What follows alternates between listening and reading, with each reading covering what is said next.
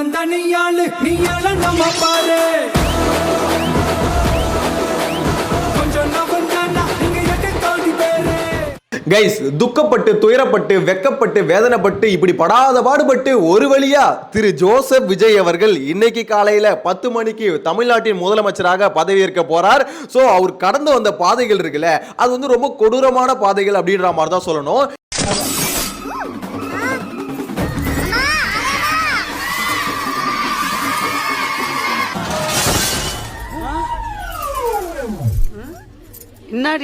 இப்ப விஜய் ஆட்சி அமைக்கிறது எப்படி அப்படின்ற மாதிரி பாத்தீங்கன்னா, திமுகவின் வலுவான ஆதரவோடு திரு ஜோசப் விஜய் அவர்கள் முதலமைச்சர் ஆகிறார் அப்படின்ற நியூஸ் தான் பாத்தீங்கன்னா டிஎம்கே ஐடிவிங் சைட்ல இருந்து போட்டுக்கிட்டே இருக்காங்க.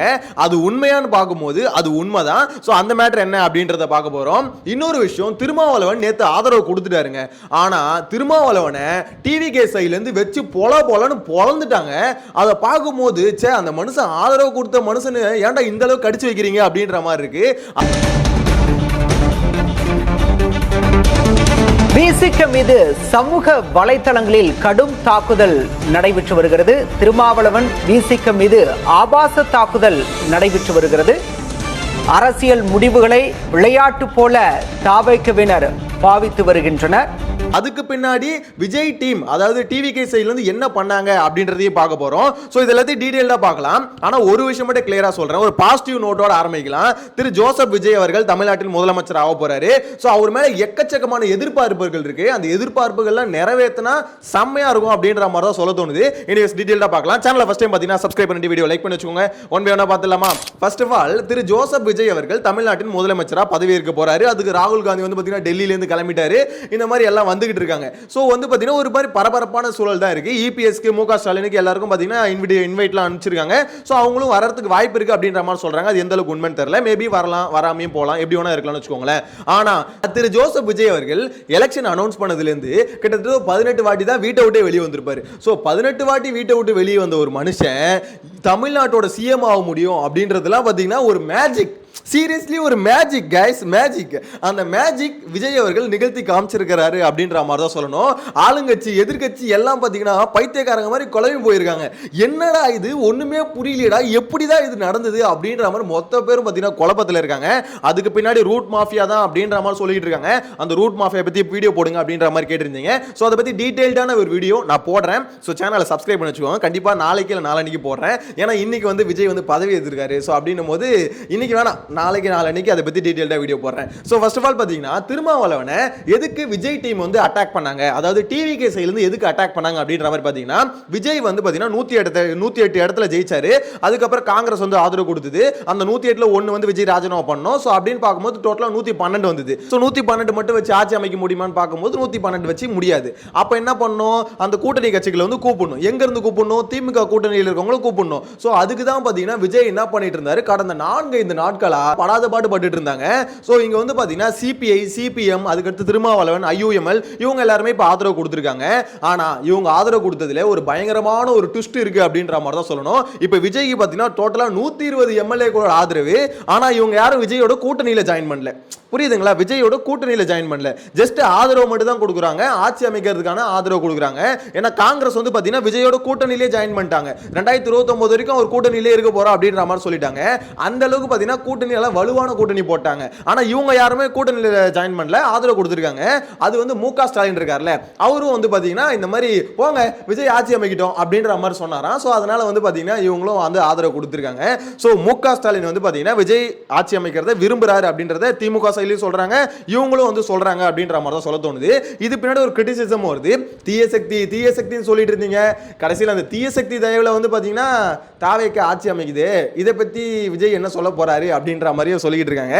எனிவேஸ் அவர் ஆட்சி அமைச்சு முதலமைச்சர் ஆனதுக்கு அப்புறம் சொல்லுவாரு, நீ என்ன பண்ற, நம்ம குடோன்ல பருத்தி முட்டை எடுத்துட்டு போய் நம்ம பண்ண வீட்ல வச்சிரு. சரி வாஜரா. பேயே இவங்க பண்ண வீட்ல வைக்கிற பருத்தி முட்டை எடுத்துட்டு போய் நீ தென்னந்தோப்புல வச்சிரு. சரி வாஜரா. மண்டக சாயோ தென்னந்தோப்புல வச்ச பருத்தி முட்டை எடுத்துட்டு வந்து மறுபடியும் நம்ம குடோன்ல வச்சிரு. கிளம்பு சார். இதுக்கு பருத்தி முட்டை பேசாம குடோன்ல இருக்கலாமே. தீய சக்தியா இல்ல தூய சக்தியா அப்படின்றத நம்மளும் அப்பதான் பார்க்க போறோம் அப்படின்ற மாதிரி சொல்ல தோணுது. சோ இதெல்லாம் ஒரு பக்கம் நடந்துகிட்டு இருக்கும்போது விஜயும் ஆளுநர் மாளிகைக்கு தினமும் போயிட்டே இருந்தாருங்க. டெய்லி டியூட்டியே என்னன்னா காலையில எந்திரிக்கிறது, ஆளுநர் மாளிகைக்கு போறது, சார் நான் வந்து ஆட்சி அமைக்கணும் சார் கூப்பிடுங்க சார் கேட்கறது, அவர் வந்து முடியாதுப்பா போய் சீட்டு இத்தனை நம்பர் இருந்தா வாப்பா அப்படின்னு சொல்லி திருப்பி அனுப்புறது, திருப்பி வீட்டுக்கு வருது. இதே ஒரு லூப்லயே போயிட்டு இருந்தது. 4-5 நாளா நம்ம கேட்ட ஒரே மியூசிக் என்ன தெரியுமா? அந்த பிரேக்கிங் நியூஸ் மியூசிக் இருக்குல்ல, அதுதான் பாத்தீங்கன்னா திருப்பி லூப் மோலியே ஓடிட்டே இருந்தது. டேய் என்னடா இதுக்கு ஒரு எண்டே இல்லையாடா அப்படின்ற மாதிரி தான் போயிட்டு இருந்து. அந்த மியூசிக் வந்து பாத்தீங்கன்னா நைட் தூங்கும் போது கூட ஓடுது. அந்த அளவுக்கு பாத்தீங்கன்னா தமிழ்நாட்டு மக்கள் மத்தியில இப்போ பயங்கரமா பிரபலமா இருக்க ஒரு மியூசிக்னா அந்த பிரேக்கிங் நியூஸ் மியூசிக் தான். அந்த அளவுக்கு பயங்கரமா எல்லாருமே கியூரியாசிட்டியோட பார்த்த ஒரு எலெக்ஷன் ரிசல்ட்டும் இதுதான். அந்த ரிசல்ட்டுக்கு அப்புறம் வந்த எஃபெக்ட்டையும் நம்ம தான் இவ்வளோ கியூரியாசிட்டியா பார்த்துட்டு இருக்கோம். ஸோ ஏன்னா அந்த அளவுக்கு பாத்தீங்கன்னா சோஷியல் மீடியா ஆதிக்கம் இந்த எலெக்ஷன்ல ரொம்ப அதிகம். சோஷியல் மீடியா ஃபுல்லா ஒரே நியூஸ் தான், வேற எதுவுமே இல்லை. இந்த எலெக்ஷனை பத்தி மட்டும் தான் மொத்த டாபிக்குமே இருக்குது. எலெக்ஷன் தான், அதாவது விஜய் ஆட்சி அமைப்பாரா மாட்டாரா, அவருக்கு எத்தனை சீட்டு வருது, இன்னும் 2 வருமா வராதா அப்படின்ற மாதிரி இப்படி இருக்க சூழ்நிலை. சோ எல்லாருமே ஆதரவு கொடுத்துட்டாங்க. ஐயுஎம்எலும் திருமாவளவன் மட்டும் கொடுக்கல, ஐயுஎம்எல் வந்து கொடுக்க முடியாது சொல்லிட்டாங்க. திருமாவளவன் வந்து யோசிச்சு சொல்லணும்னு சொல்றாரு. சோ இதுக்கு நடுவில் என்ன கிளம்பிடுச்சுன்னு பாத்தீங்கன்னா திருமாவளவன் வந்து டெபுட்டி சிஎம் கேட்கறாரு அப்படின்ற மாதிரி சொல்லிட்டு இருந்தாங்க. சோ இந்த நியூஸை கிளப்பி விட்டது விஜய் சைடுல தான் அப்படின்ற மாதிரி சொல்றாங்க. அவங்களோட டீம் தான் இதெல்லாம் கிளப்பி விடுறது, இந்த மாதிரி திருமாவளவனுக்கு அகேன்ஸ்டா பேசுறதுக்கு கிளப்பி விடுறது அப்படின்ற மாதிரி சொல்றாங்க. ஸோ இதை எடுத்துக்கிட்டு திருமாவளவனை போட்டு போலன்னு பொழந்துக்கிட்டு இருந்தாங்க. அது நியூஸ் சேனலே எடுத்து போடுறாங்க. ஏன்னா அந்த அளவுக்கு விமர்சனம், அசிங்கமா திட்டுறது, உனக்குலாம் ஒரு இது டெபுட்டி சிஎம் கேக்குதா, நீ எல்லாம் அவ்வளோ பெரிய ஆளா அப்படின்ற மாதிரி கிளின்னு கிளிக்கிறானுங்க. அதை பார்க்கும்போது டே யாரா நீங்க, என்னடா அந்த மனுஷன் ஒன்றும் உங்களுக்கு பதிலே சொல்லலை, ஆதரவு கொடுக்குறேன்னு சொல்லல. அதாவது நேற்று வரைக்கும் சொல்றேன், நேற்று ஒரு யோசிச்சுட்டு இருந்த சமயத்தில் பார்த்தீங்கன்னா டிஸ்கஷன் பண்ணிட்டு இருந்த சமயத்தில் அவ்வளோ கிளின்னு கிளிக்கிறானுங்க. எனக்கு புரியல. இப்போ ஆதரவு கொடுத்து அப்புறம் ஓகேவா உங்களுக்கு? அதாவது விஜய் வந்து அதை கண்டிக்கணும்ல, நியூஸ் சேனல் வரைக்கும் எடுத்து போடுறாங்க. ஆனா விஜய் சைடுல இருந்து அதுக்கெல்லாம் ஒரு அறிக்கையே விட மாட்டாருங்க. தயவு செஞ்சு சிஎம் ஆனதுக்கு அப்புறம் இப்படியே இருந்து தொலையாதீங்க சார் அப்படின்ற மாதிரி தான் சொல்ல தோணுது. ஏன்னா இப்போ உங்க டீம், அதாவது உங்க டீம் சைட்லயோ உங்க ஃபாலோவர்ஸோ உங்க ரசிகர்களோ ஒரு விஷயத்துல ஈடுபடுறாங்கன்னா அது தப்பான விஷயம்னா சொல்லி புரிய வைங்க. அது ஏன் சொல்ல மாட்டீங்க? ஒரு தலைவரை போட்டு இந்த கிளிக்கிறது தப்பு இல்லையா? அது அந்த தப்பு வந்து கேளுங்க சார் அப்படின்ற மாதிரி தான் சொல்ல தோணுது. எனிவேஸ் சிஎம் ஆக போறாரு, இதுக்கப்புறம் அவருக்கு பொறுப்புகள் ரொம்ப அதிகமா இருக்கு. சோ அந்த பொறுப்புகள் கூட அவரை ஃபேன்ஸ் ஹேண்டில் பண்ண போறாருல, அதுதான் அவருக்கு பெரிய பொறுப்பா இருக்க போகுது. முதலமைச்சர் பதவியை விட இவனுங்களை ஹேண்டில் பண்றதா ரொம்ப கஷ்டமா இருக்கும். ஏன்னா இவ்வளவு நாளா பாத்தீங்கன்னா ஒரு ஹேட் ரேட்டை பழக்கப்பட்டாங்க. ஹேட்ரேட் யார் மேலாவது கொட்டியே பழகப்பட்டாங்க. திமுக எல்லாத்துக்கும் திமுக தான் காரணம் அப்படிலாம் பிஜேபி தான் காரணம் இப்படின்ற ஒரு நரேட்டிவ் வந்து செட் பண்ணியே பழகப்பட்டாங்க. ஆனா இதுக்கப்புறம் மக்கள் திட்ட வேண்டியது யாரு, கேள்வி கேட்க வேண்டியது யாரு, எல்லாம் பாத்தீங்கன்னா கவர்மெண்ட். இப்ப கவர்மெண்ட் யாரு? அண்ணன். சோ அண்ணனை எதிர்த்து இந்த டீம் எல்லாம் வாயை திறந்து பேசுமா அப்படின்றத வெயிட் பண்ணி தான் பார்க்கணும். இல்ல அண்ணன் வந்து நல்லது பண்ணா பாராட்டலாம், ஏன்னா எல்லாருமே பாராட்டலாம், நானும் என்னைய சேர்த்தா சொல்றேன். உண்மையிலே அந்த மாற்றம் வந்து பாத்தீங்கன்னா ஏமாற்றமா இல்லாம இருந்தா சரிதான். ஏன்னா எல்லாம் மாற்றம்னு எதிர்பார்த்துட்டு இருந்தது. சோ இந்த ஒரு மாற்றமா அப்படின்ற கேள்வி இப்பயே வந்திருக்கு. அந்த திமுக கூட்டணி கட்சியை கூப்பிட்டுக்கிட்டு ஒரு ஆட்சி அமைக்கிறார்ல, இதுவாடா நீங்க கேட்ட மாற்றம் அப்படின்ற மாதிரி இப்பயே கேள்வி கேட்கறாங்க. சோ அதனால தயவு செஞ்சு எல்லாம் மாற்றத்துக்காக உங்களுக்கு ஓட்டு போட்டுருக்காங்க, அந்த மாற்றத்தை கொடுத்துருங்க பாஸ், ஏமாற்றத்தை கொடுத்துறாதீங்க அப்படின்ற மாதிரி தான் சொல்ல தோணுது. ஒன்ஸ் பதவி ஏற்றதுக்கு அப்புறம் விஜய் வந்து பாத்தீங்கன்னா இமிடியேட்டா நிறைய ஸ்கீம்ஸ் அமலுக்கு கொண்டு வருவேன் அப்படின்ற மாதிரி சொல்லியிருந்தாரு. அதுல முக்கியமான 2 விஷயம், 200 யூனிட் மின்சார ஃப்ரீ, அதே மாதிரி தமிழ்நாடு ஃபுல்லா பஸ் ஃப்ரீ லேடிஸ்க்கு அப்படின்றது. சோ இது ரெண்டுத்தையும் உடனடியா அடுத்த நொடியா கொண்டு வர போறேன் அப்படின்ற மாதிரி சொல்லியிருந்தாரு. லேடிஸ் அண்ட் ஜென்டில்மேன், தமிழ்நாடு மக்களே எல்லாம் ஜாலியா இருங்க, 200 யூனிட் ஃப்ரீயா கிடைக்க போகுது இன்னையில இருந்து. அது மட்டும் இல்லாம பஸ் தமிழ்நாடு ஃபுல்லா மகளிருக்கு வந்து பஸ் ஃப்ரீயா கிடைக்க போகுது, அடுத்த நொடியில இருந்தே கிடைக்க போகுது. எல்லாம் ஜாலியா என்ஜாய் பண்ணுங்க, வைப் பண்ணுங்க.